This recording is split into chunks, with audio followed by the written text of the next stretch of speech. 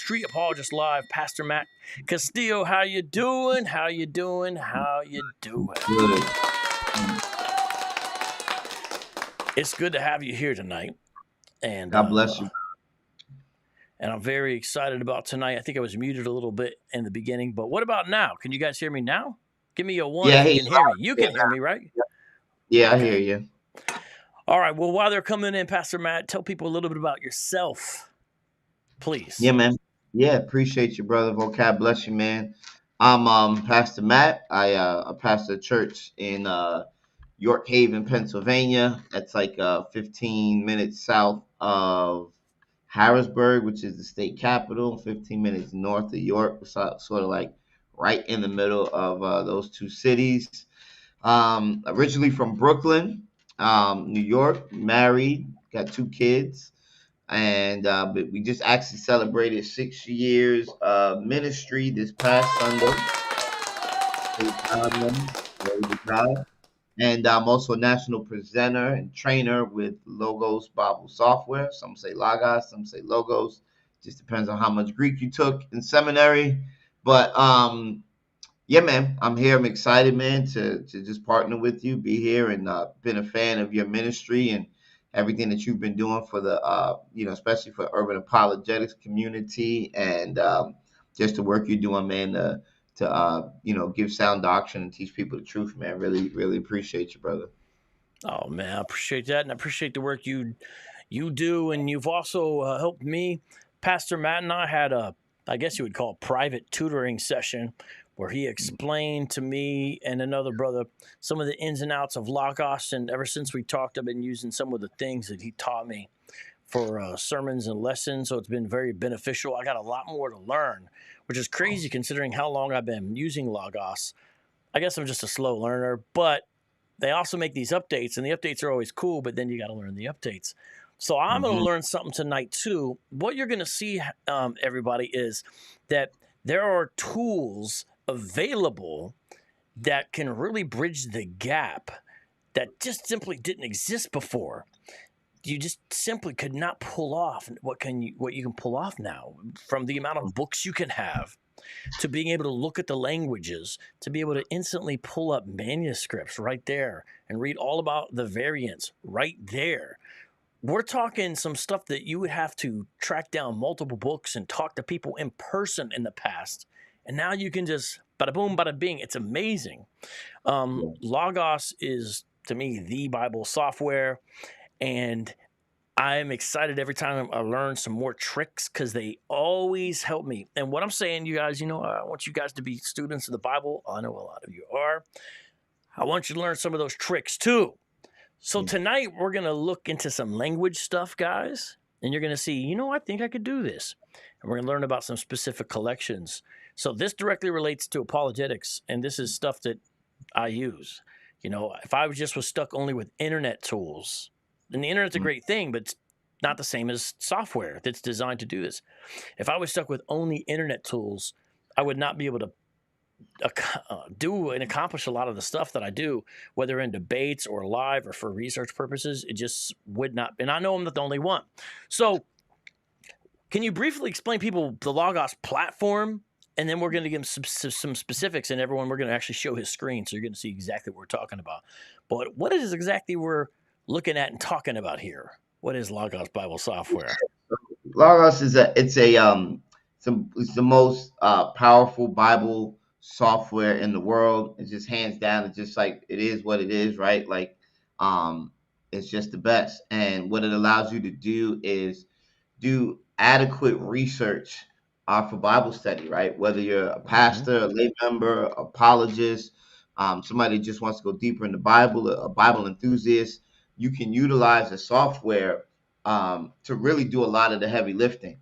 I always tell people it's a research assistant and it's a library, and it's twofold. It's like having two oars in the water, right?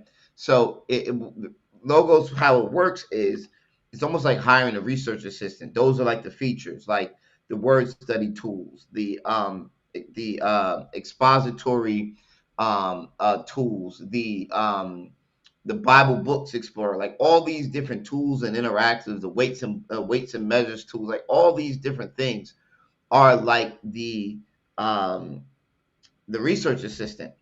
And then you have the library that goes along with it, and the library is what fuels the research assistant.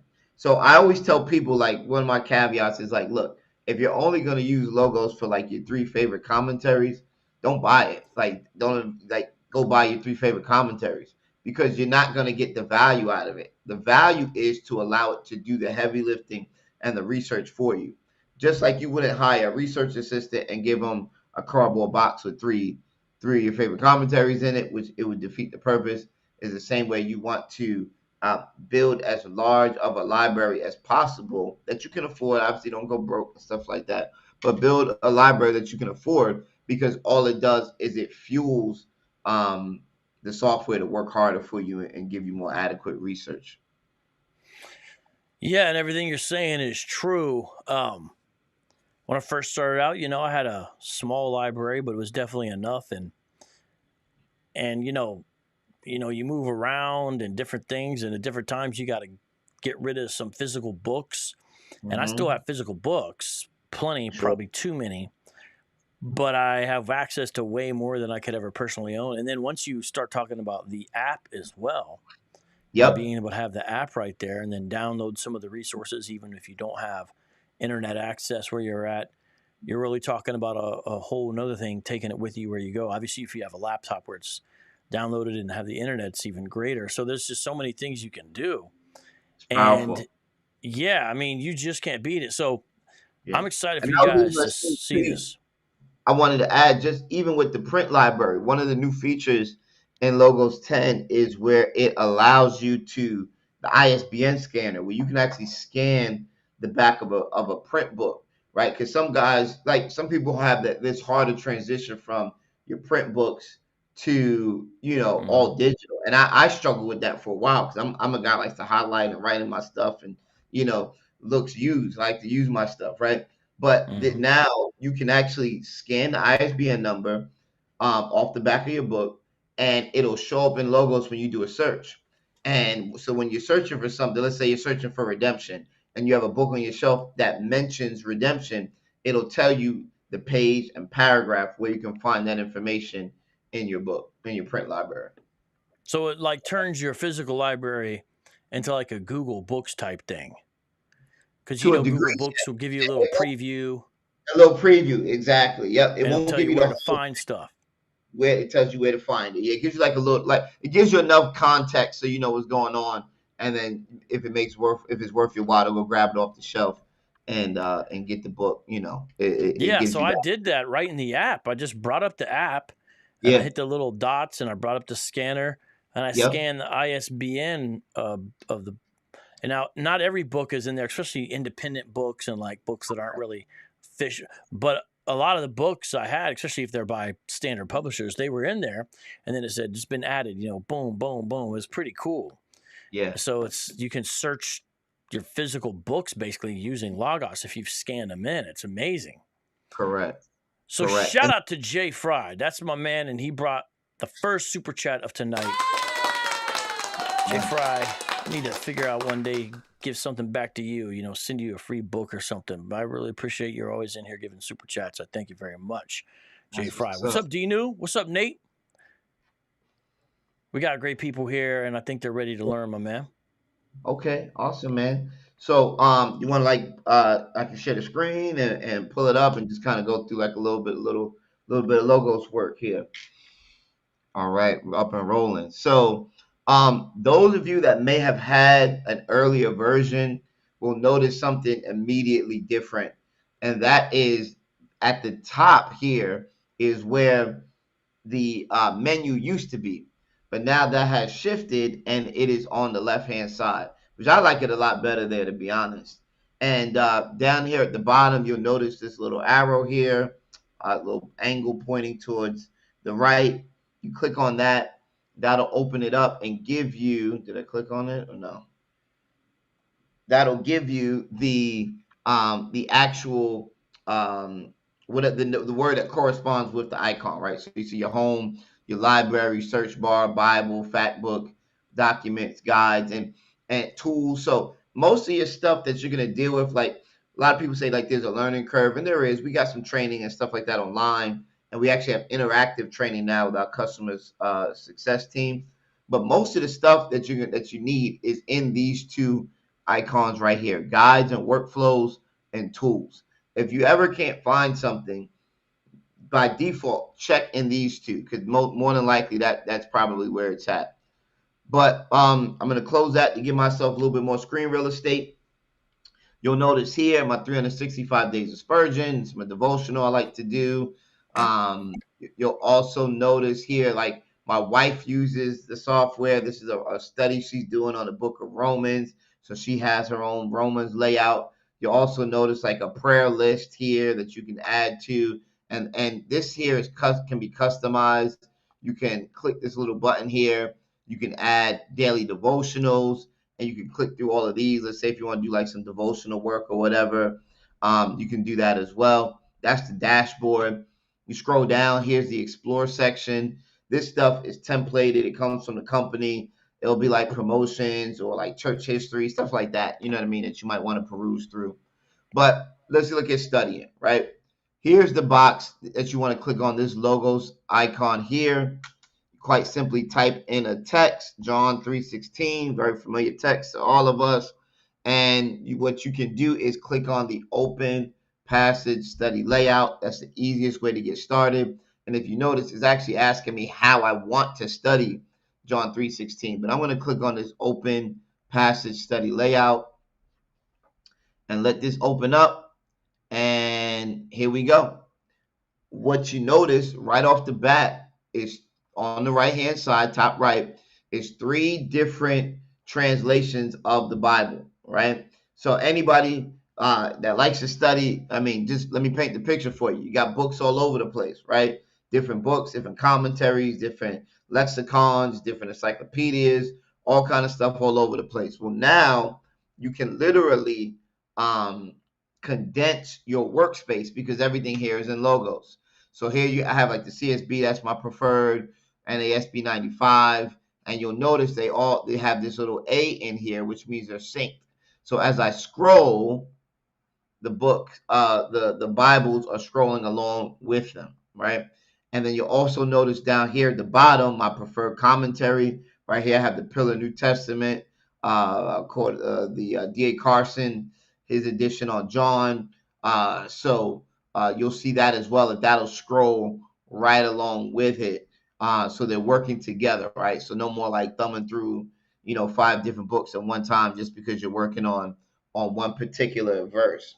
So we all know this text, right? For God so loved the world that he gave his only begotten son, that whoever believes in him shall not perish but have eternal life, right?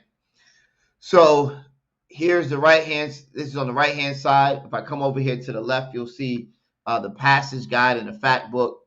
And if I could be, I'll be real with you, tell you the true vocab that I like to tell the joke, man, that the passage guide actually saved my marriage, man. It actually saved my marriage. And I'll tell the truth, I'm a resource junkie. So I love resources. I love to buy books. I like the author, I'm buying the book. I like the illustration on the cover of the book, I'm buying the book. I like the title, I'm buying the book.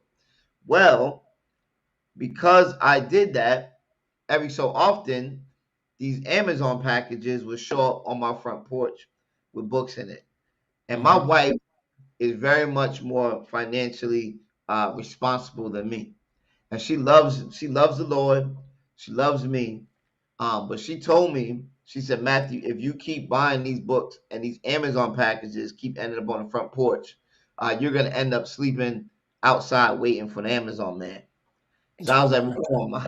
I said, come on, Mama, we can't do that. We're in ministry. How would this look? This we can't do this. This is, you know what I mean? Like we gotta live happily ever after. So I did what any responsible, God-fearing man, servant, leader of his home would do. And I began to hide my Amazon packages.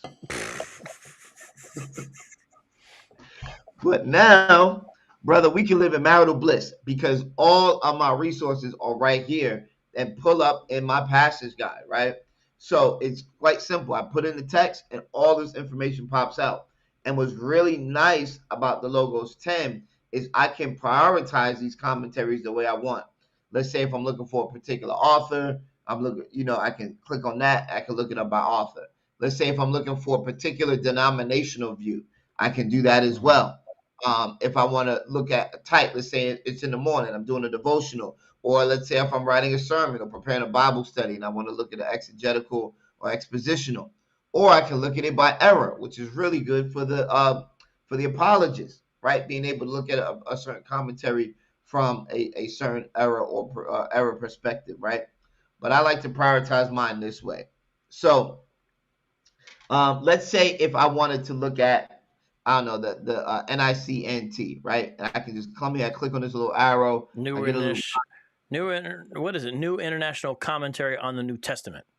Correct. Yep. So they got the NICNT and the NICOT, New International Commentary, the Old Testament. Hands down, that's probably the best expository commentary, exegetical. I put expository and exegetical in the same box. You know what I mean? Like I always tell people that you want to have 4 different types of commentaries in your library. So when you're building your library out, which I kind of have like a systematic way I teach people to build their libraries, but there's 4 different types of commentaries you want. You want a expository, exegetical. I put those in the same category. You want a textual criticism.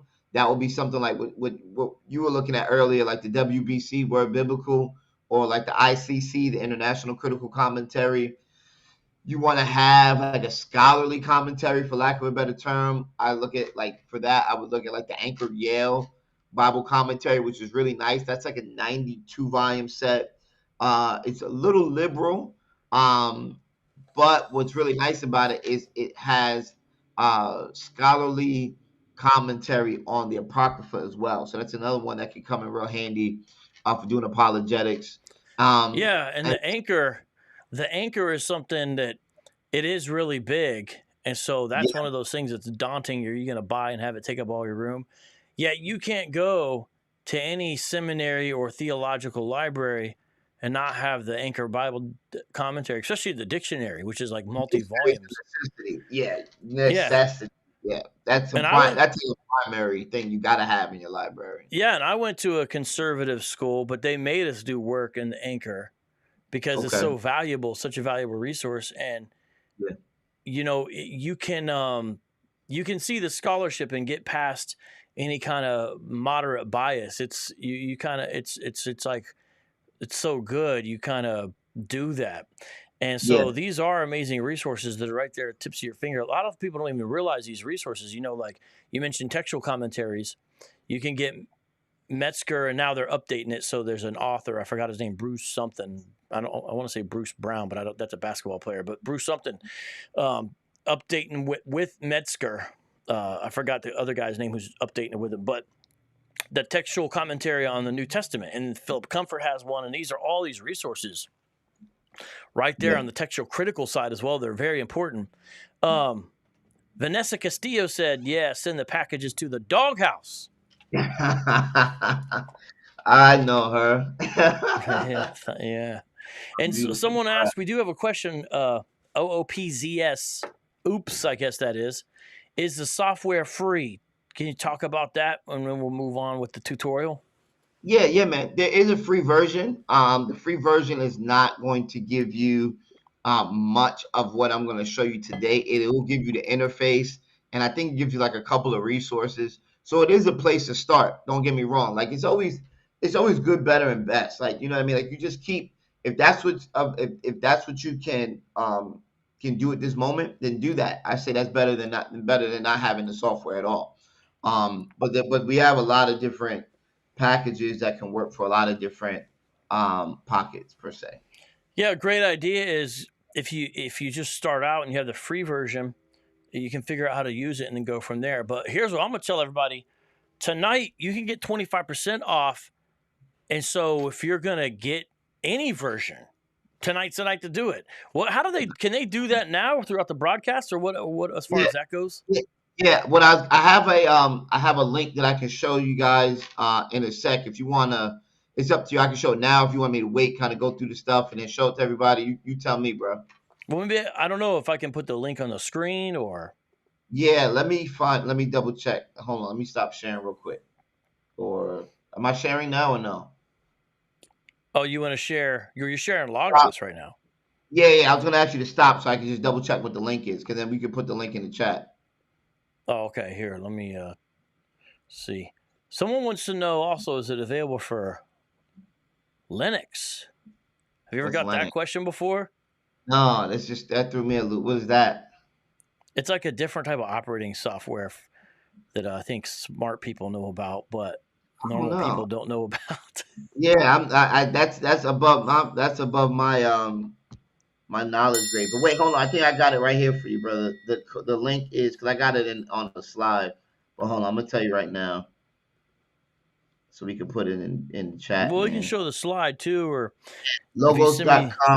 Logos.com/vocab Malone. But then there's a coupon code you gotta have with it. So let me show you guys. Let me pull it up. Logos. Because I keep on saying Logos, by the way, everyone. The proper way the company says their name is Logos. What happens is you end up saying Logos if you've taken intro Greek, because that's how you say Logos in Greek. But the company is Logos. But I pronounce it wrong, not on purpose, not to be a snob, Well, just out of no, habit. you're not even, brother. You have no idea, man. It's like 50-50 in the company. I'm telling you right Oh, now. Like really? the company says logos, half the company says logos. Like all the guys I work with, like I mean, it's literally like split down the middle. Cause and again, you've like to be honest, you've probably taken way more Greek than me. Some say that the actual pronunciation is logos, Oh, really? and yeah, and some will say it's logos, right? So I've heard it argued both ways. So it just depends. It's literally like a 50-50 split in the company, like I promise you. Hold on, let me see Oh, I here. see. I can bring that up. I can bring that screen. Let me share it. Let me put the Let slideshow me up. here. Let me do this. I think I can put it on there. Oh, awesome. Oh man. I'm gonna put it Yeah. right over my face. Yeah, 25% off. And I know you're a real fan of the Messianic library. And it's funny you mentioned that because the Anchor Yale Bible commentary, the whole 92 volume set is actually in the Messianic Jewish portfolio library. Mm. So like I really wanted that Anchor Yale, like I really wanted that. So I when we moved to Logos 10, I purposefully got that Messianic Mm. portfolio so I can get that. And then I got a Jacob Neusner, is that a bunch of his stuff. I hope I'm pronouncing his name right, but a bunch of his Yeah, Old yeah, Testament stuff, yep. yep, was in there too. So I picked up that particular library. So that's kind of how you can play with libraries too. Like I do a lot of when I was first came, I was one of the library specialists. So I would do a lot of stuff where I would like customize people's libraries. Like okay, like maybe you have a Baptist slant and you're really into Spurgeon, like I'm into Spurgeon. So I always suggest like, okay, get a standard library, which will give you like a down the road medium, not not a real big theological slant, and then maybe add like a silver or a gold Baptist library to that, so that you can pick up like those Spurgeon commentaries. Like he has a really good New Testament set, and then he also Spurgeon he has an excellent commentary on the Psalms called the Treasuries of David.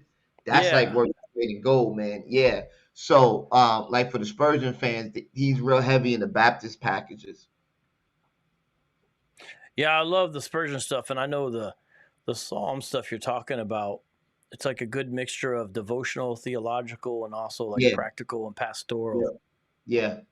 Yeah, and yeah, that's what you get from Spurgeon. Like he's sometimes you can get some. He's not gonna hit the Greek real heavy, but he's gonna hit a lot of the devotional aspect, pastoral information. You know, he's gonna give you that type of stuff. Look, this is awesome. Well, let me switch over back to the screen. Yeah, bro. Earlier from your comment, Marion says that you literally judge books by the cover. Hmm. I mean, isn't that why they make covers on books, though? I repent. But I mean, it's not a Bible verse that you're not allowed to do that. I mean, covers of books, and I think that's one of the reasons this book has done well, because the cover was dope. This is my last Yeah, book. The that's a cover dope really cover. helped it. Yeah, Just saying, that's- guys. I'm finally working on mine right now, man. Working on my book. Oh, what's So going to be called? Jesus Intelligence, and I'm talking about how Jesus early in the first century was exemplifying uh, emotional intelligence to the highest degree before it was even coined in the 1960s. So we can yeah, man, and see how Jesus interacted. We can see his self-awareness. We can see that he understood his purpose. We can see his restraint and self-control. We can see his compassion. We can see what I call community awareness, how he navigated within the community. We can see his relationship management, how he managed relationships. And then the seventh aspect of it is discipleship, which is passing that on. And so that's what the book is about. So it's been about, I don't know, like 2 years in the making, man. So I'm really putting a lot of time to it now and focusing on getting that thing done. Excellent. All right. Well, let's get back into this tutorial, and I look forward to the book. Maybe one day we can add your book to the Logos library. You know what I mean? Yeah, brother. All right, so we got the Logos screen up. Right now we're looking at commentaries. I'm going to make this part a little bit bigger so people can see it. Okay, I can even blow it up a little bit on my end too. So let me, because I forget sometimes it needs to be made a little See, I can kind larger. of do it on my end. I got it. Okay, all right, cool. So what I was gonna show was this thing here. So here, all my researchers, right? So let's say if I'm looking at this particular commentary, the NICNT, I can just click on it, click the hyperlink, boom, it pops up. I'm gonna move it up here just so I can get a better view so you guys can see it. So let's say I'm reading through this, it's something I love, it's great, I want to copy it, right? So real simple, I can come here, I can copy, right? Nothing fancy, right? Just click, drag, and copy. So let's say if I want to post it in a Word doc, right? So I come up here, I post it, right? Boom, it's in a Word doc. Now let's say I posted that Word doc, I start to scroll. Here we go. Don't miss your opportunity to shout. Boom, automatic citation. All the seminary students just started shouting. It's a praise break right now in somebody's house. Automatic citation. And you can tell the software what citation you want to use, MLA, APA, Chicago, whatever style. So, I mean, tell me if that's not going to save a lot of time on those late night Sunday papers that are due Monday morning. All right. So back into the passage guide. So again, all these various different commentaries. Here's the WBC we were talking about earlier.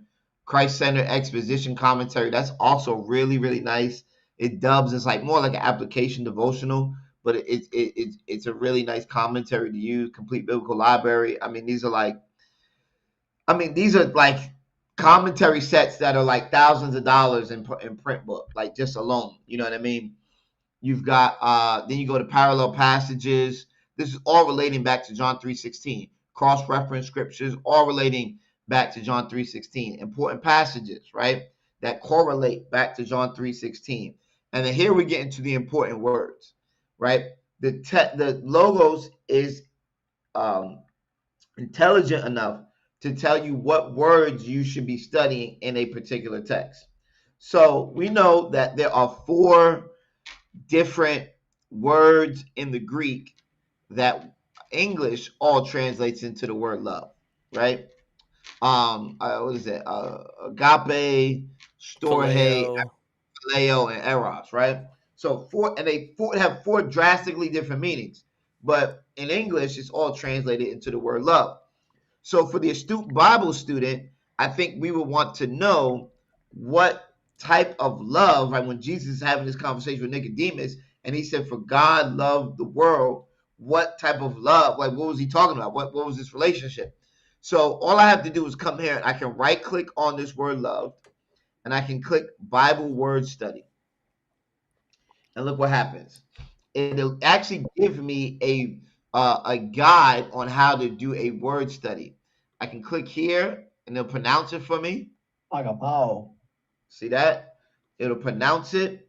I can come to here and I can read in the lexicon to love, to regard with affection, loving concern. I can come down here to, and again, this is working off of my preferred translation. You might have a different preferred, but it's working off of my preferred translation. It's going to show me now how this word agapao, this is all the way this word agapao is translated.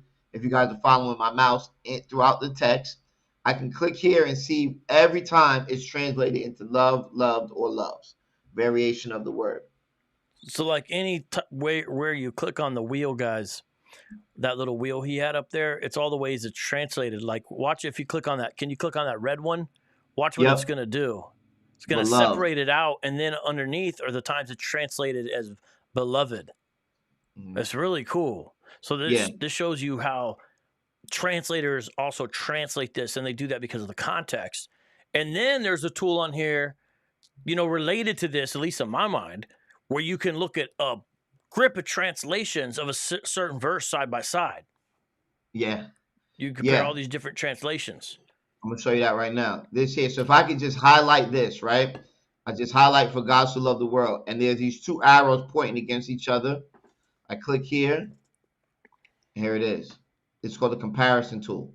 And what this does is I'm gonna expand it. Let me open it up a little bigger. What this does is it will show you your preferred translation, and then it'll show you the percentage different on the various translations that you tell it that you want it to look at. Yes. Vanessa says the word study, one of my favorite tools. Yes. Yeah, she likes that one. I mean, it's pretty epic. And if you guys see, he's got certain translations. I know it's kind of small. He's got here. I'm going to try to blow it up even bigger. He's got certain translations right here. Yep. Listed up here. CSB, NASB, ESV, NIV, NET. And then he can change that. So it'll compare and contrast different ones if he wants. Yep. Like you can even click here and you can have different ones saved that you want to use. Like sometimes I like to look at Young's literal translation, so I have that in there too. So like there's just different ones that you can save and go back to and look and research. Shout out to Alton Johnson. He's in the chat. He's a great apologist and great YouTube guy as well. And we also had another one of my YouTube friends that does apologetics come through. Who was that? Do you know, Nate? Do you remember who that was? Another person came through that also does stuff. Because I could, I don't know if you're making the rounds, but I have a couple more channels I could recommend if you were. Hook me up, brother. I'm here to be a resource, man. Like, this is, I before I came to Logos, I owned an insurance agency for like 13 years. And I literally closed it down because I was like, I really wanted to do more ministry, man, and focus more on the church. And this opportunity opened up. So I literally look at this as ministry, as me being able to wash the feet of guys like you that are just on the front lines, man, doing work, you know what I mean? And trying to get the resources in your hands. I got guys that call me all the time, man, like big, like, some names and stuff like that too. Like they're doing a series or something like that. They want to get an idea on a commentary to use, or, hey man, can you show me how to do this? I'll spend time with guys and make sure they know what they're doing with the software. So if there's anybody that needs help that I could work with that you want to recommend, I'm all for it, bro. Oh yeah, Apologetics Center. That's who it was. It was Art. Awesome. Yeah, man. You know him? Yeah. We did something 2 weeks ago. Yeah, the Armenian brother, and I think he might be an Armenian brother too. Yeah, I tried to turn him Calvinist so he could be an Armenian Calvinist. It didn't work. But Alton be a great guy too. I'll try to link you guys up. Okay, so let's look at some of the other. This is only one little sliver, guys, of little sliver. But look, let me show this too, because what's really cool about this is you can actually, it'll show it to you in the Septuagint as well. Mm-hmm. So you can actually look at that. So like I was doing a study on it was like around Pentecost, right? I was looking at Acts chapter 2, and I've always considered like Acts chapter 2 like that a reversal of like Babylon, right? Or Yep. the Tower of Babel, right? So in that word in that text in Acts chapter 2, Luke decides, and I feel like Luke did it purposefully, man. The Holy Spirit did, like, it was definitely on purpose. The word confused there that Luke uses, when he talks about the people asking if, when they were asking if they were drunk and they were confused, asking if they were drunk or whatever. It's the same exact word used in the Septuagint when God talks about confusing their language. So it's interesting that That's good. That's good. yeah, yeah, man. It's interesting that that same word is used when God is pretty much placing judgment on man and separating them. Why? Because they said, "Let us make a name for ourselves." Mm-hmm. Versus the apostles are like, "We're waiting because Jesus told us to wait." They're all in unity and one, waiting for the Lord. And that confusion is actually utilized to preface the unity, and God pretty much allowing them to communicate with each other, through their foreign languages. So I saw that connection there. I just thought that was dope. So I brought that up in the sermon. It Yeah, hit that's pretty good. excellent. Yeah. That's Yeah, man. excellent. And I love the graphical way it looks. Can Mm-hmm. you guys hear when he clicks on, can you show them, I don't know if they can hear it, but at least they can see Pronunciation. the function that lets you hear the word. Yep. So you can click here. It will pronounce it for you. You can also, here's another cheat, just from right within the Bible, you can click and just hit pronounce. And it'll pronounce it for you too. So that's another little cheat there. I want to know the guy that Logos hires to pronounce these words. Or is it just an AI program? It's probably some sort of AI program, man. I mean, this has been there since, I know it was in 9. I don't know if it was in 8 or not. I don't remember. I came in at like when we first came out, launched like Logos 9. So I don't remember. And Logos 9 was the first one I bought. That was the very first package I ended up buying. I had like the free version of Logos 8, and then I bought 9.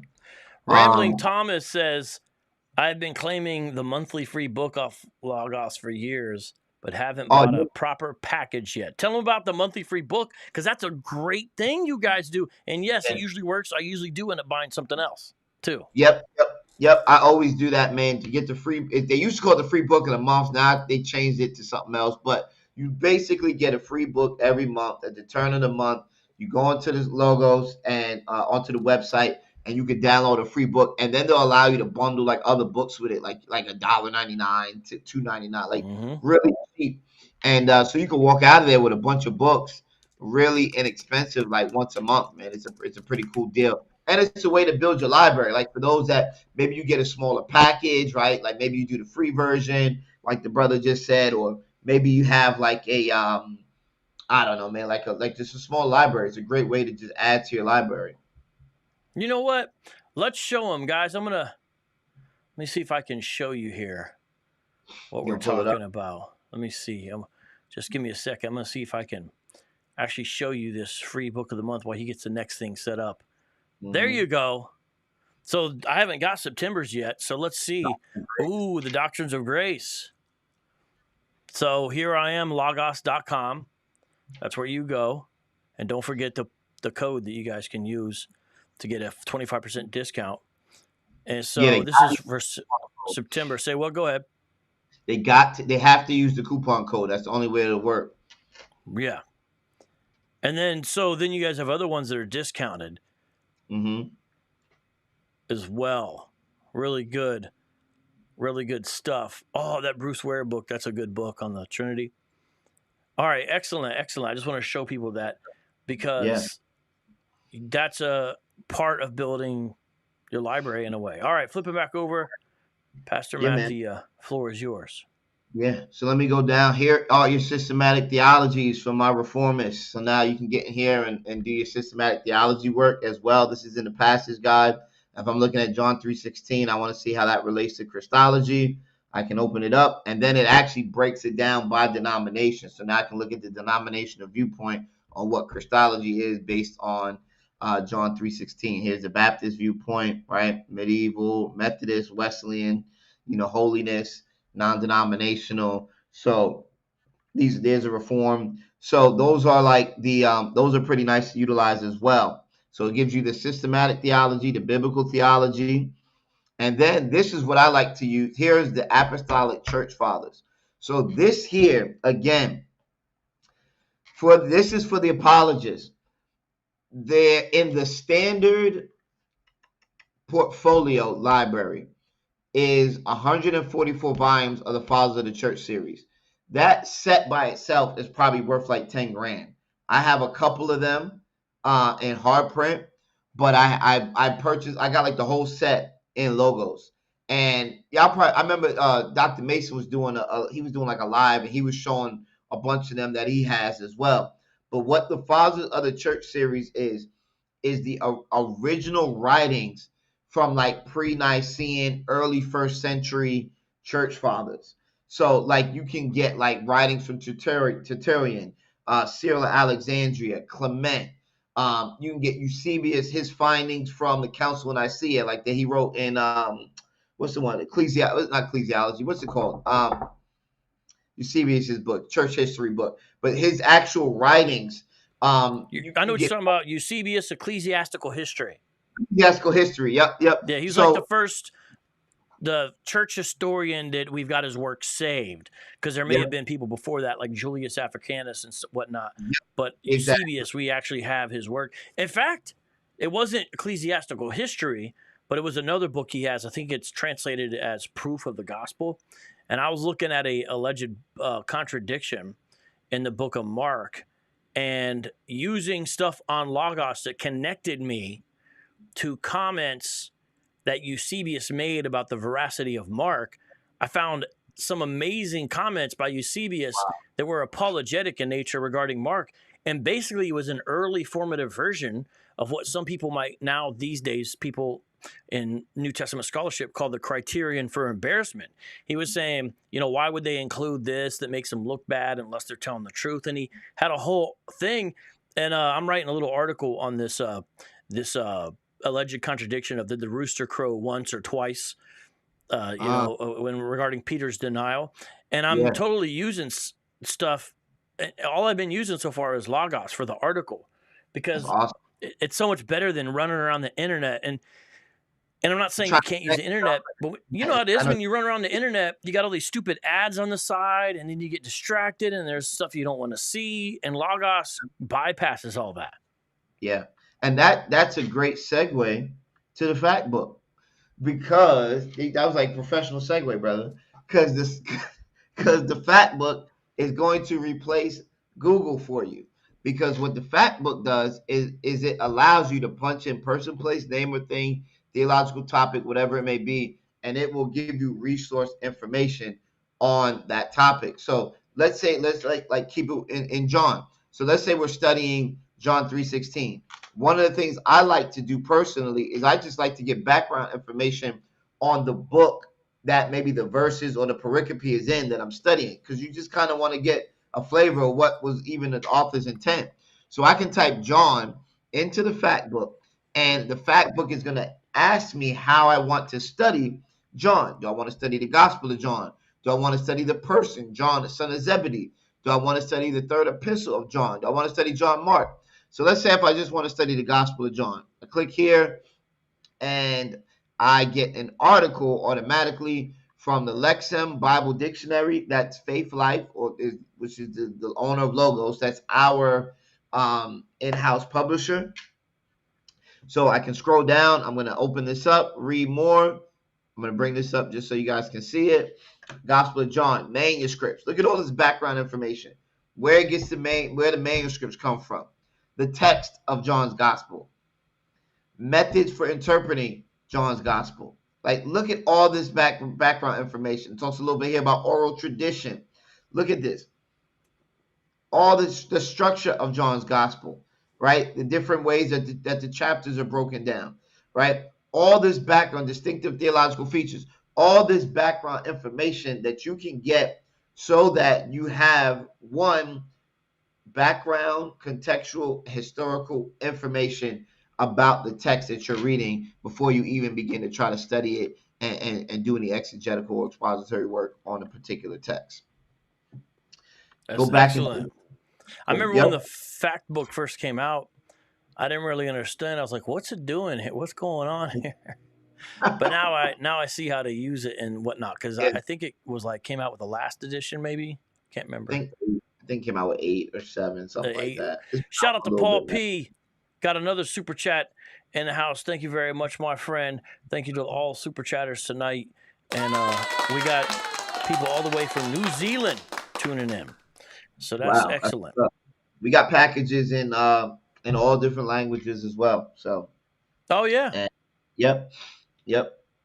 So here's media, different stuff there that you can take a look at. Key passages, again, events, methods, and then Bible book content. Look at this content overview of John's Gospel, origin, authorship, date, purpose, background. I mean, look at all this information that you can get.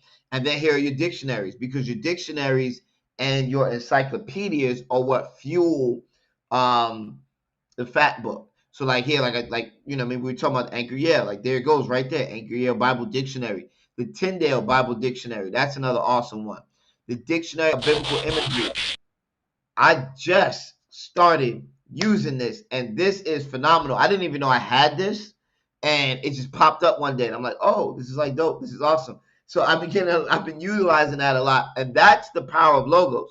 It's not, again, oh well, like some people will say, oh, I'll never use all those books. You're not using them. The software is using it when you're asking the software to do research for you.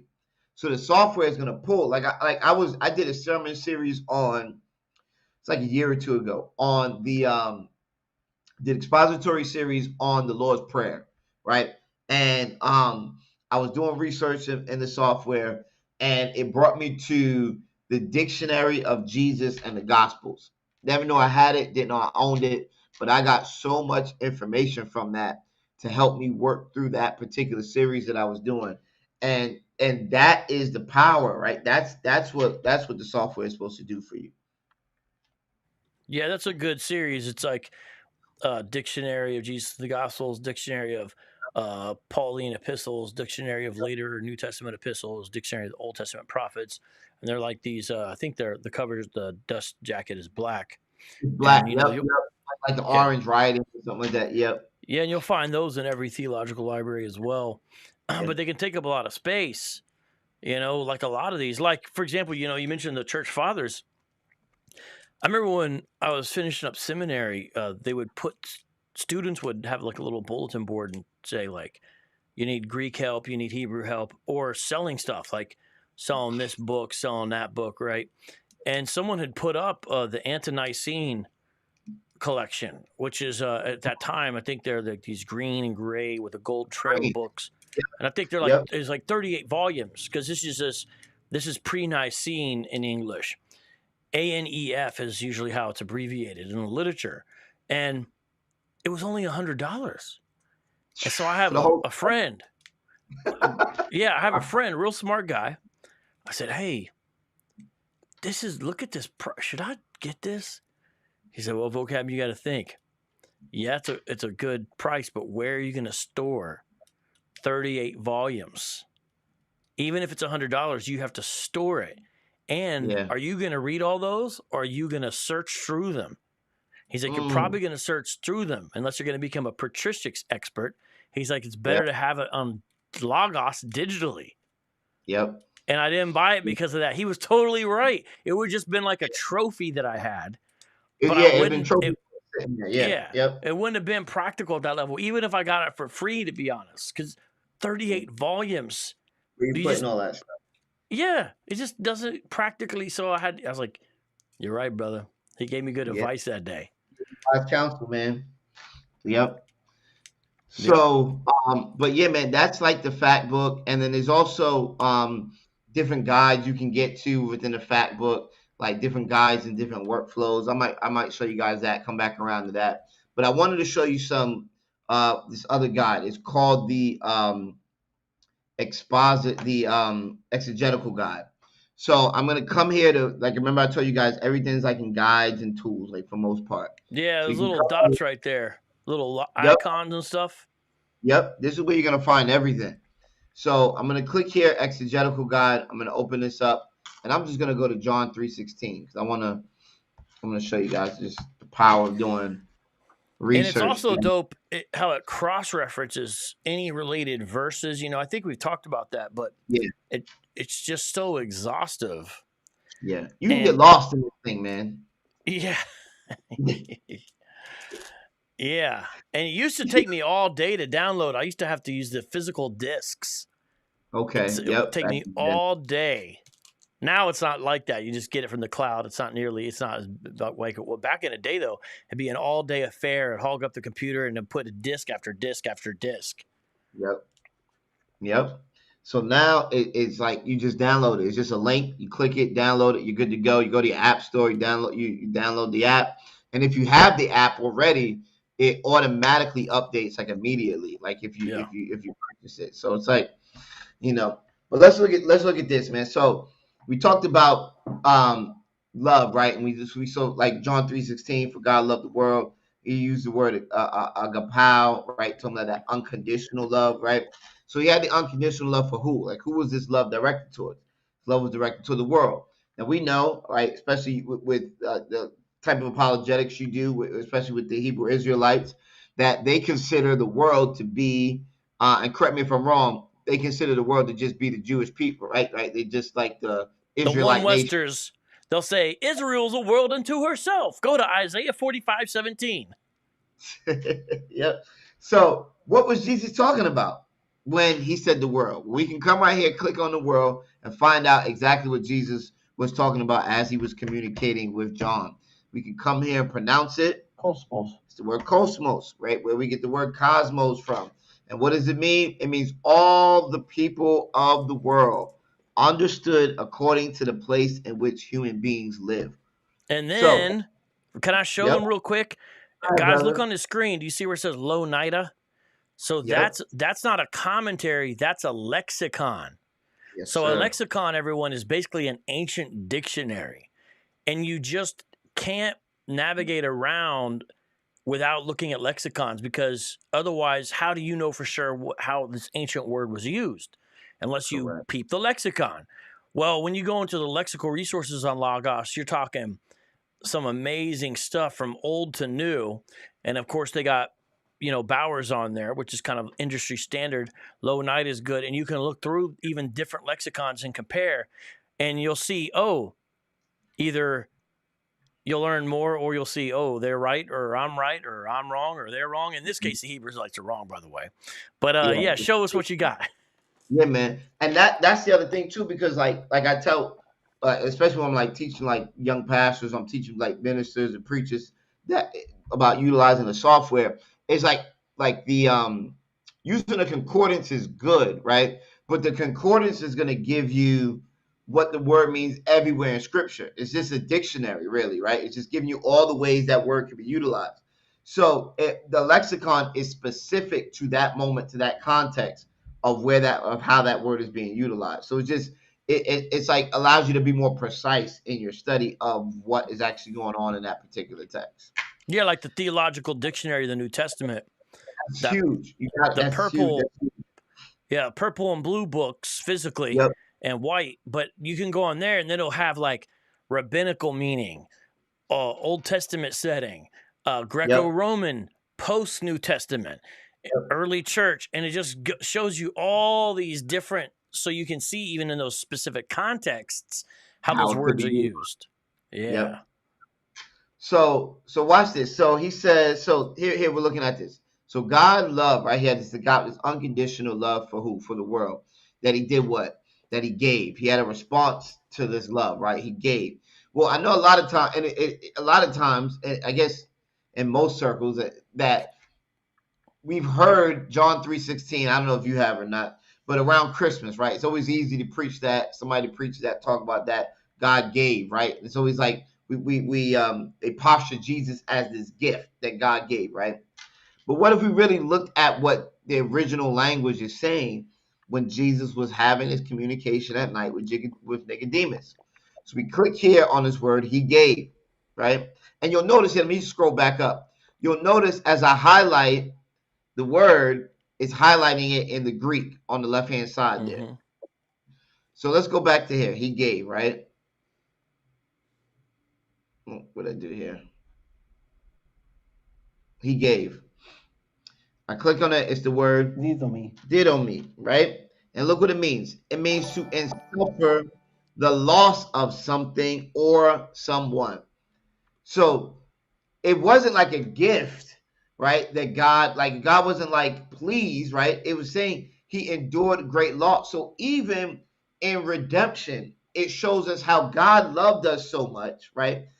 That even when he separated himself for Jesus, for the moment with Jesus, right? John was it 2 Corinthians 5 20 something, right? He who knew no sin became sin that we may become the righteousness of God, right? Probably the best verse in all of scripture. Yeah, Right? that's a great one. I think it's 2 Corinthians 5:21. That's a great one. Yeah, like the best verse in all of like the whole Bible, right? Like, you know what I mean? For Think our about it. sake, he made him to be sin who knew no sin, so that in him we might become the righteousness of God. Come on, man. I mean, come on. I mean, like that's the gospel. So God actually endured great loss to bring us back into right alignment with him. That's the unconditional love. It wasn't, he didn't have to do that. They didn't have to do this. That was the unconditional love that he endured great loss so that we who are sinners can be reconciled back to a righteous God. I mean, if that doesn't make John 3:16 mean a little bit more to you than a memory verse, I don't know what does.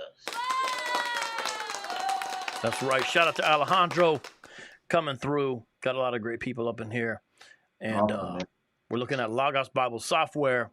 And today, ladies and gentlemen, you can get Logos Bible software. Let me show you what I'm talking about. Yes, sir. You go to logos.com/vocabmalone, and then you put in this code, Malone25, capital M, and you get 25% off whatever you buy. It's pretty amazing. You know what? I'm going to drop that in the live stream so you guys can actually see it. Well, it's 25% off of the base packages. So if my you just bad. go Okay. and get like one book, it's not going to give you that. It's going to give you the 25% off of the libraries. Well, gotcha.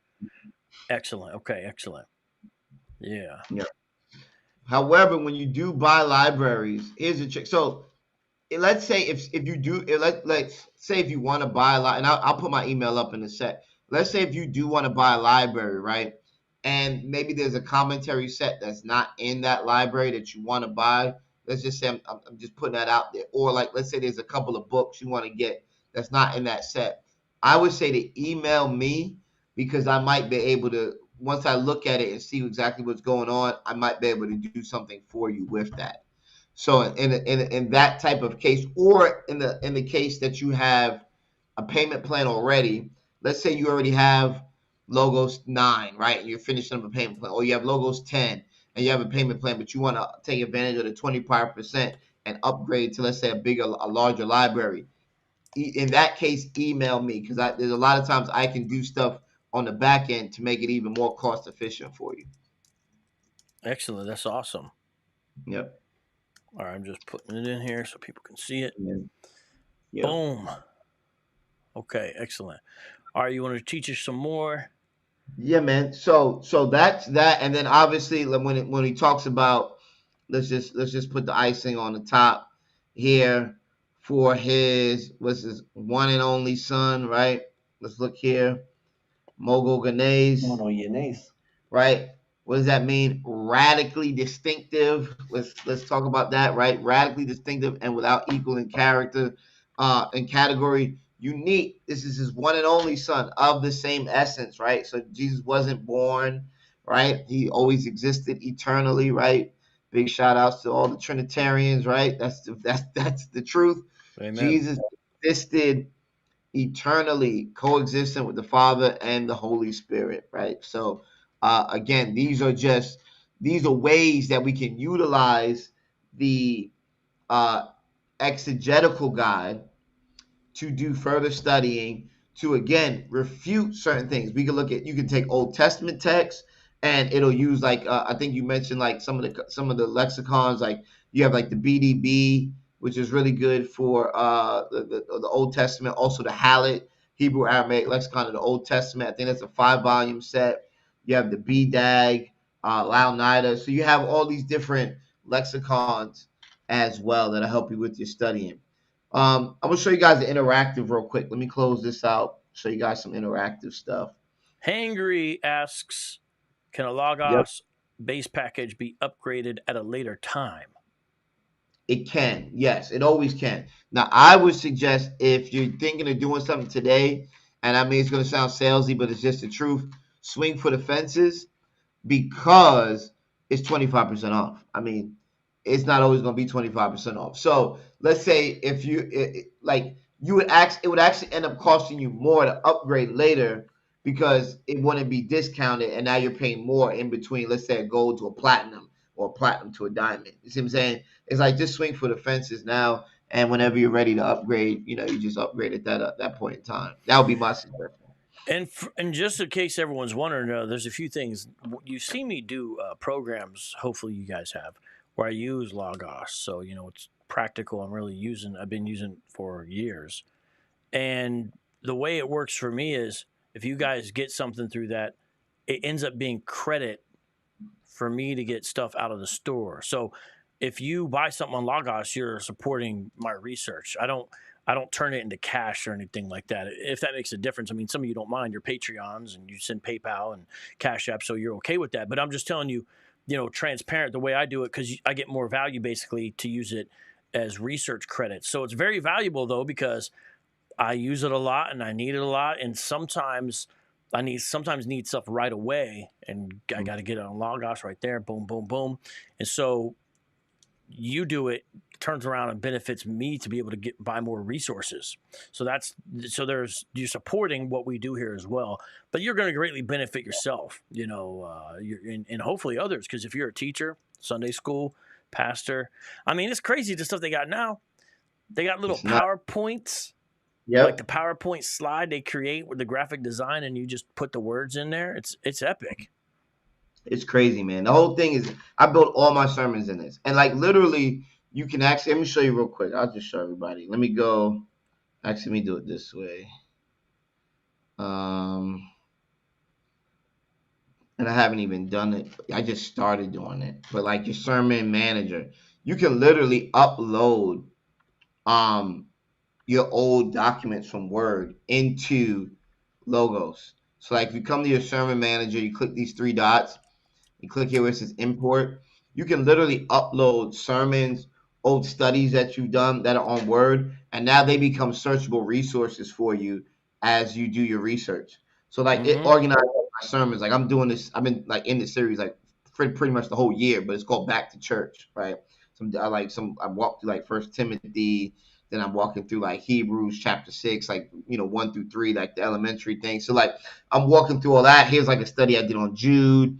Here's a series I did on the 7 churches of Revelation. So it's like, it literally will organize it for you. You know what I'm saying? And like you can have the scriptures. It makes life easy. I just literally started utilizing that aspect of it because it's so much. You know what I mean? But let me show you guys this. Here's some interactives, right? So yeah, I actually uploaded some of my articles and books. Yep. In there.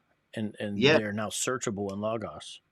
Yep. So again, like the research doesn't like the text doesn't change. So right, the information that the research you've done before it's not going to change. So it just makes life easier, right? So like you can go back and review articles that you wrote years ago that has the information that you might be searching for tomorrow. You know what I mean? It just makes life easy. Hey, brother, do you know Elder Mike, your urban church? Have you done stuff with him as well? That's my boy, man. Yeah, Mike, man. Mike is actually, yeah, man. I'm doing a conference. I'm doing a conference Friday and Saturday. It's called the BIC, name my church, Believers in Christ Academy Theology Conference. Mike is coming. He's going to talk about Hebrew Israelites. Adam is coming to talk about morality and the existence of God. I'm doing a thing on the Trinity. I have some other teachers teaching on discipleship, teaching on Pastor Darrell Godlock. He's coming. He's going to be teaching on how to study the Bible. Like we got all these different things going on. It's Friday and Saturday, the 15th and 16th in York, Pennsylvania. That's epic. Yeah. Yeah, a lot of people don't know Harrisburg. That is the capital. When you mentioned that at the beginning, Yeah. they York is think, actually the first capital of the U.S. "Oh, for real? Believe I it or didn't not. know that." Yeah. The very first capital of the U.S., man. Yeah. Before like Philadelphia and all that other stuff. Yeah. Because I knew Philly. Yeah, Philly like was Articles for a little of bit. Confederation time, like you know what I mean. Like it was the original capital, man. But yeah, so I'm like in between both. But yeah, we're doing we're doing a conference down in York Haven. I'm sorry, down in York. Bishop Robert Lyons is coming. Pastor Carl Day from Philly, he's coming. So Pastor Curtis Dunlap from Epiphany, he's coming to Mm. do a men's breakout session. So it should be like really, it should be pretty awesome, man. Yeah, Elder Mike, awesome brother, powerful That's my brother, boy. Yeah. and really Are you going to the exemplifies. conference in October? They're doing the I forget what it's called, but they're doing the Apologetics conference in October in Detroit. Oh, Contenders, is that the one? Yeah, yep. I'll be there, man. Shout out to everyone going to that. Sorry it has to be in the state of Michigan, though. Apologize for that, everybody. Can't help it. Sorry about that. Hey, got another super chat. Thank you very much. And let me read this one. This is a good one. Shout out to you, Mr. Castillo. Do you vocab we believers should study the Koine Greek and ancient Hebrew to defend our faith? Thank you for your Hebrew Israelite research as well. Thank you very much for the super chat, Ali. All right, continue on. What do you got for us, brother? I'm gonna show you how the Bible Books Explorer. This is one of my favorite tools, man. What this does here is this shows how the Bible is interconnected, right? So it shows you we got 40 different pens that penned 66 different books, all authored by one Holy Spirit. And here you can see the various lines will show you how scripture is either cited, quoted, alluded, or echoed in another text. So if I were to highlight the Psalms, right, I can see every place that the Psalms are quoted, cited, echoed, and alluded to in other scriptures. Looks The like the thicker Golden the State line, Warriors logo. Nah, but it so does.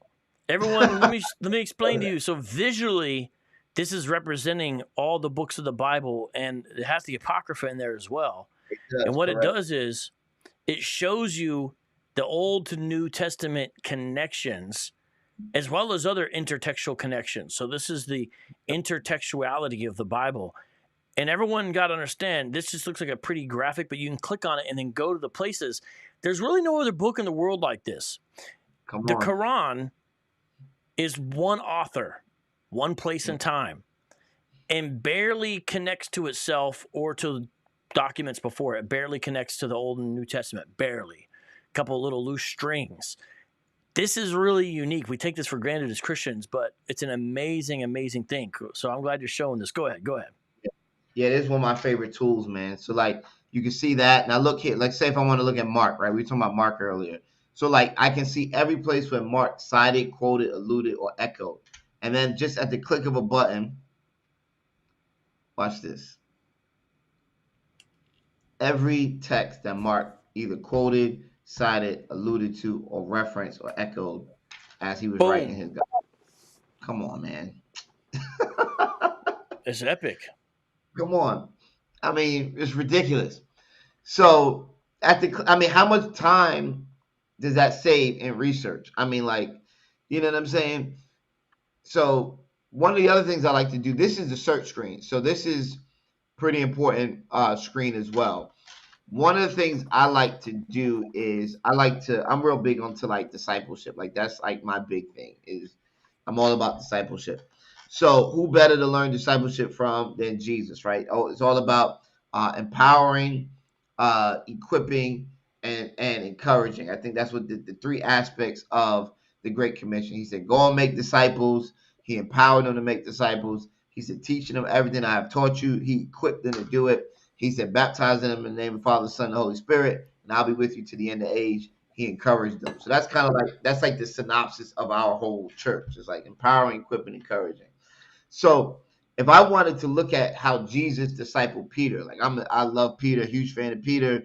My wife, she's a huge fan of Paul. I should tell you everything about our kitchen table discussions right there. Um, I'm going to scroll down to where it says one person speaks to another person. I'm going to click here. I'm going to type in Jesus. I'm going to type in Peter. All the times those two people had a conversation or Every were time addressing. Jesus and Peter had a conversation. Pretty Crazy. dope.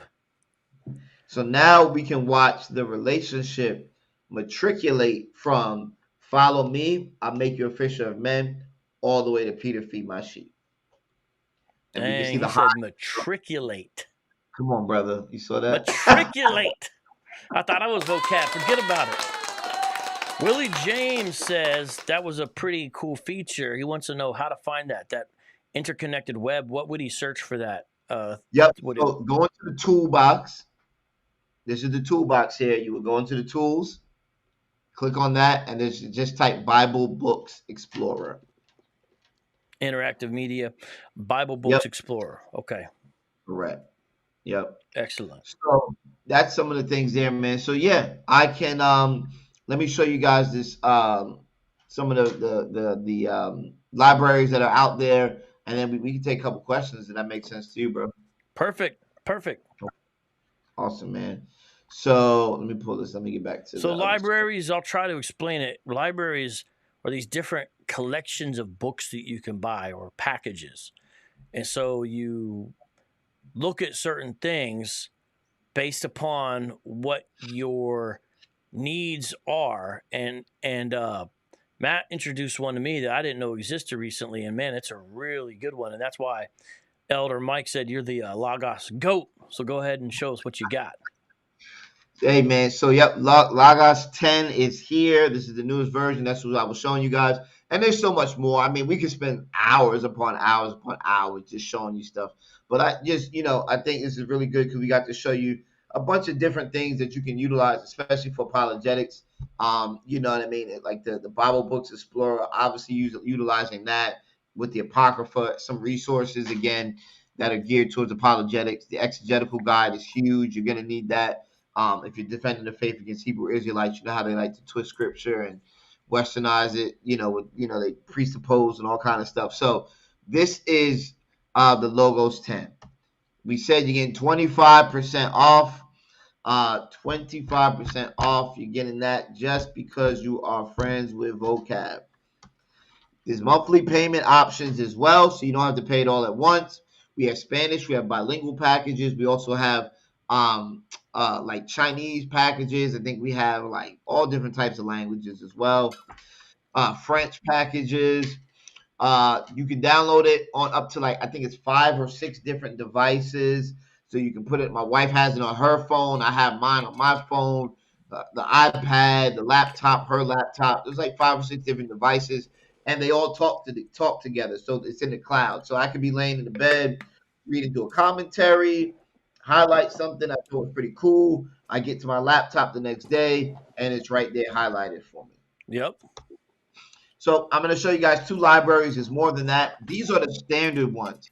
The library that I got for vocab was one of the Messianic Jewish libraries. Obviously because he has a concentration in Messianic studies because of dealing with, the Hebrew Israelites and apologetics. That library made sense for him. If you are doing generic studies, like baseline studies, like you don't have like a huge theological slant, or maybe if you do, but I suggest a standard library unless you like really know, like I really want like complete like Old Testament studies. Then I would say, okay, let's look at the Messianic Jewish one for you. And then like we have like Reform, we have Baptist, we have like Methodist, Wesleyan, we have all kind of stuff. We have a Pentecostal, Charismatic, but these are the standard ones I'm showing you. Ministry library, let's say you're leading Bible study, you just want to kind of like create your own Bible studies, you want to go pretty in depth. This here, book value, if you were to buy all of these books from Amazon, you spend over $19,000. Regular price is $15.49. Special event price with the 25% off is $11.63, or only $71 a month for 17 months. Less than a cup of coffee a day, right? Now let's look at the pastor's library. This is the diamond. Now normally I probably would have showed the platinum, but the diamond, because again, the 25% off. Like it's like, why not? Like, you know what I mean? Shoot for the stars, man. Mm-hmm. $42,000 worth of resources. This is gonna give you the Pillar New Testament. This is gonna give you the lexicons. This is gonna give you the NIGTC. You got great G.K. Bill's commentary on the book of Revelation in there. This will Gotta give you get the that one. Gotta Yep, get that one. New American commentary. Craig Blomberg's commentary on Matthew is in there. Doug Moo's commentary on James is in the PNTC. D.A. Carson's commentary. For the Preacher's commentary series is in this. The Bible Speaks Today, that's another expository set.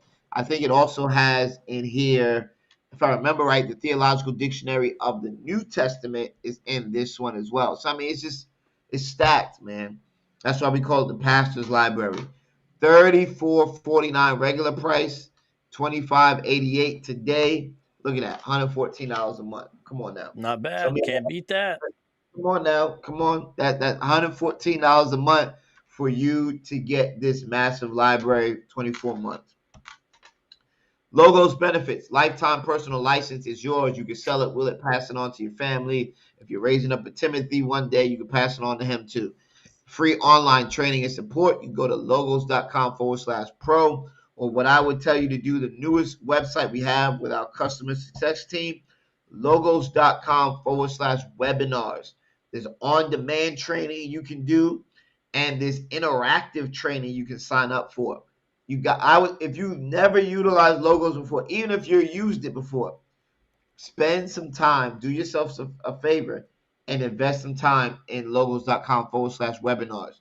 Learn how to prioritize your library, because the searches, tell me if I'm right or wrong, vocab, the searches come back based on how you have prioritized your library. So that's going to be essential to the way your pastor's guide works, to the way your fact book works, to the way the some of the historical things work. Yeah, it's So kind of that's like you can almost create your own search algorithm. Yep, correct. Exactly. Where it's gonna go, where it's gonna look for first. Exactly. So I definitely suggest hanging out there for a little bit. Here it So, is. like back in the day, when I first started using Bible commentaries, I was addicted to the Puritan Matthew Henry.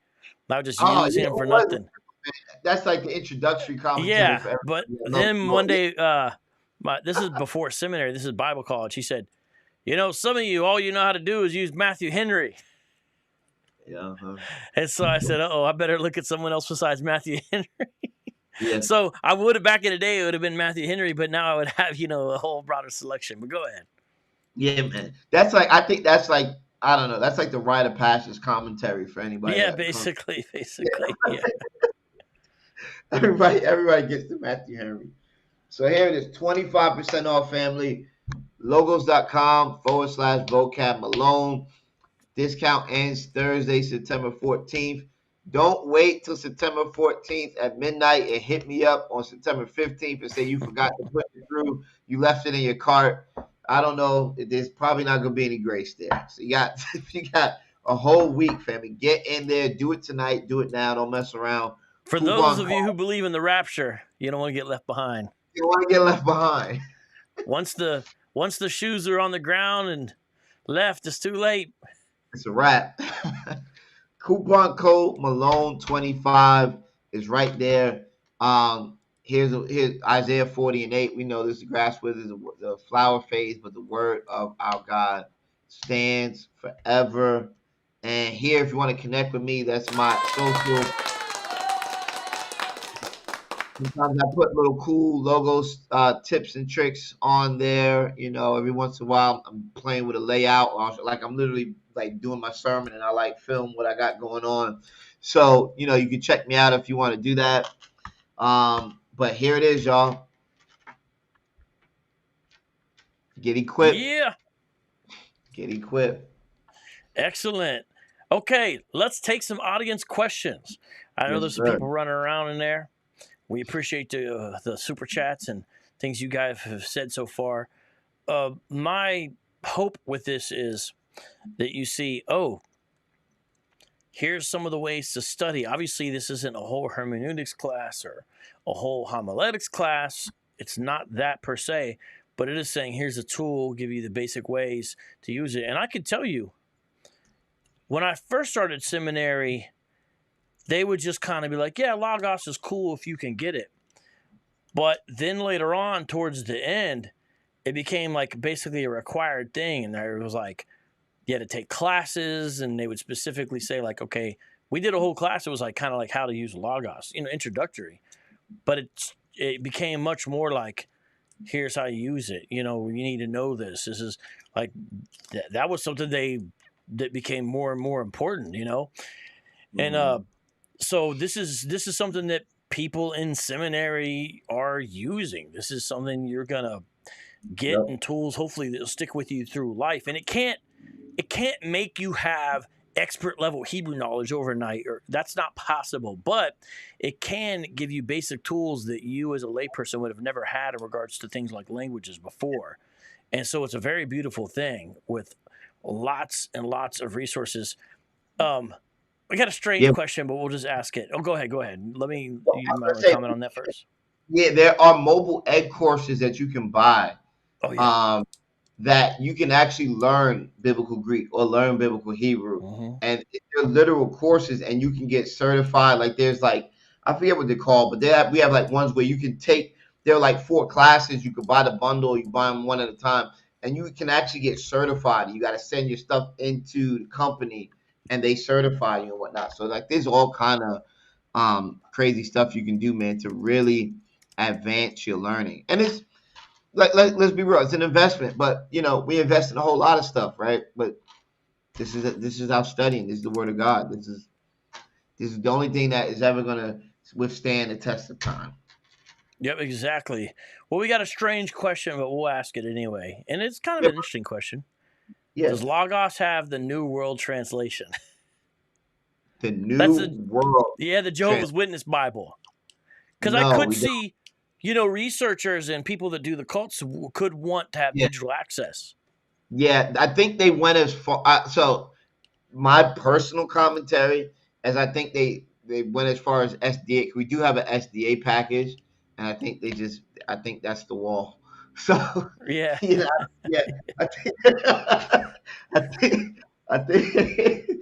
think that was the wall right there, right? So well, you can get the Quran in Logos.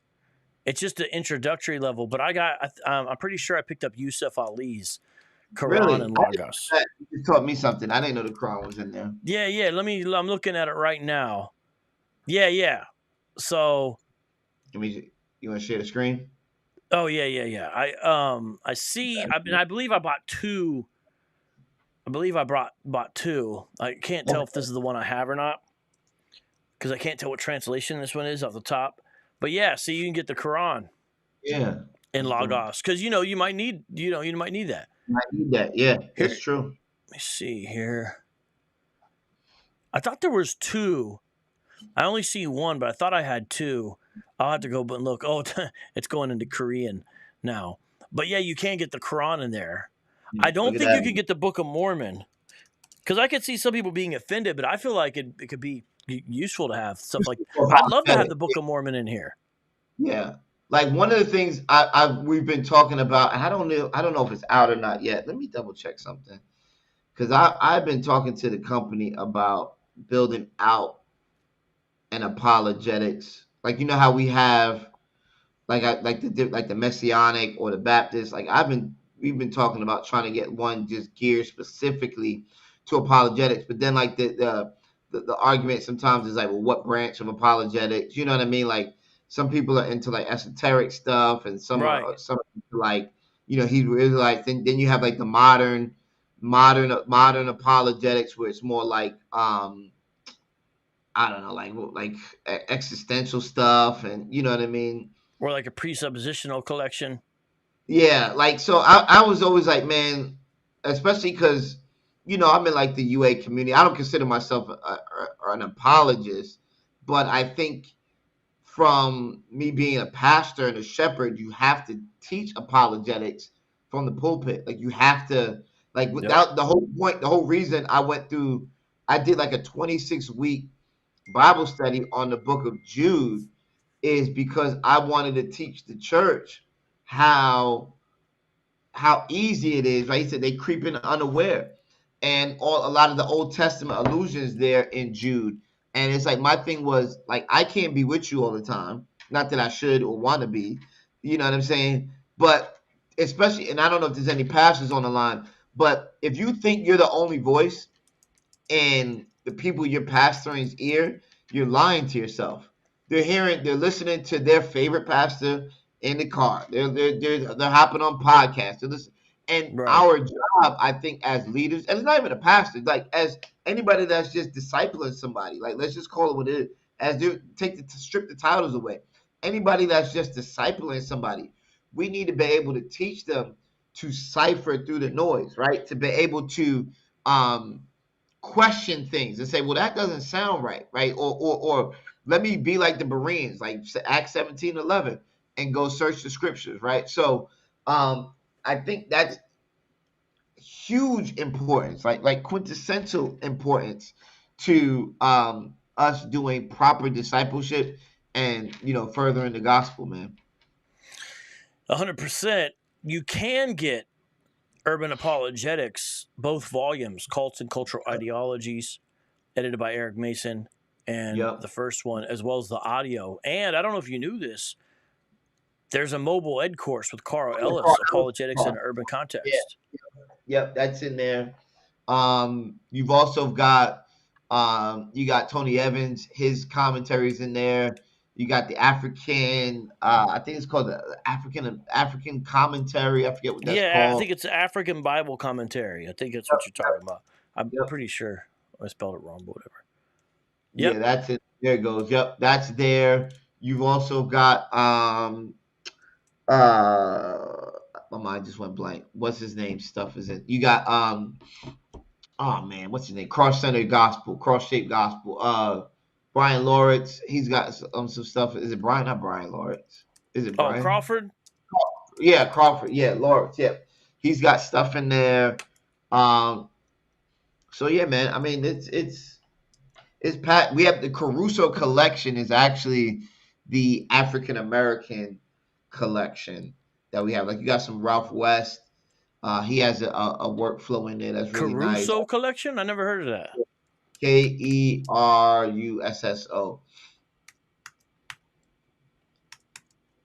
Like that? Yep. Huh. Caruso Collective Library. Yep.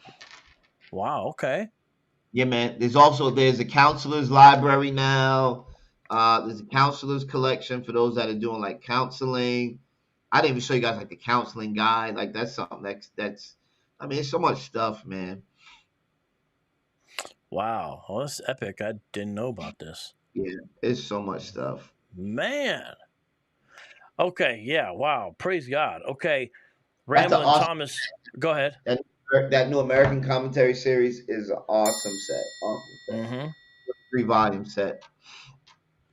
Ramblin' Thomas says, I started taking Hebrew classes this week. Still struggling. You'll get through it. You'll get through it. Yeah, we're praying for you, brother. You'll be all right. Epic. And it's been cool to have the one and only Vanessa along for the ride tonight as well. Yeah, my lovely bride. Yes, that's my love. Awesome. That's an awesome woman of God, man.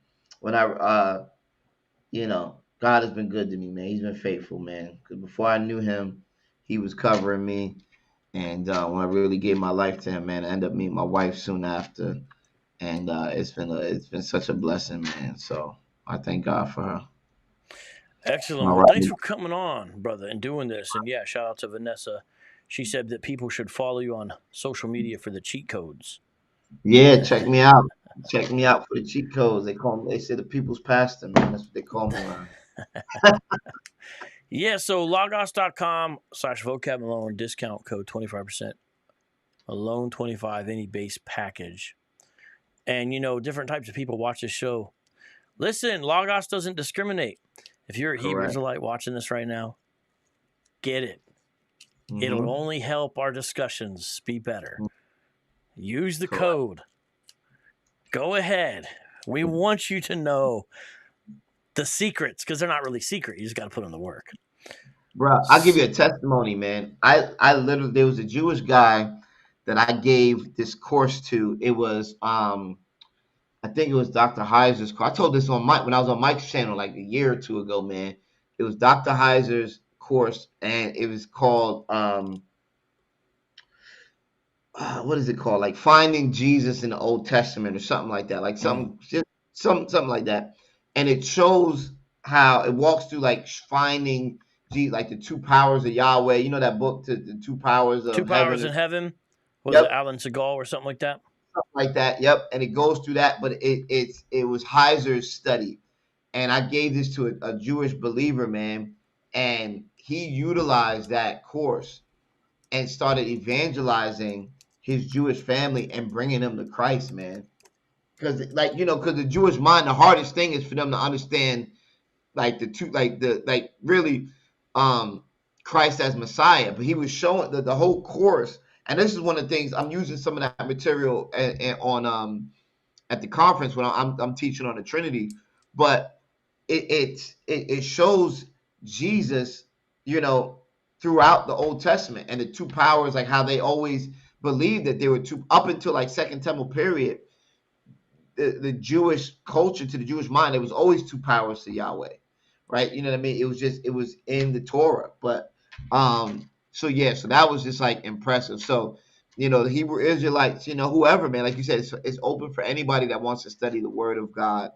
And you know, I always like to say that it'll help. It's a toolbox to help you. It doesn't change or it doesn't negate the time that you have to spend into reading the Word of God, Right. and it doesn't usurp hearing from, you know, being spirit led, you know, and all that stuff. I'm not talking about. Right. Nothing's going to be able to replace those things. Yeah, you know what I mean? At the end of the day, I don't care how many books and software you buy, you still got to pray and ask God to reveal things to you, right?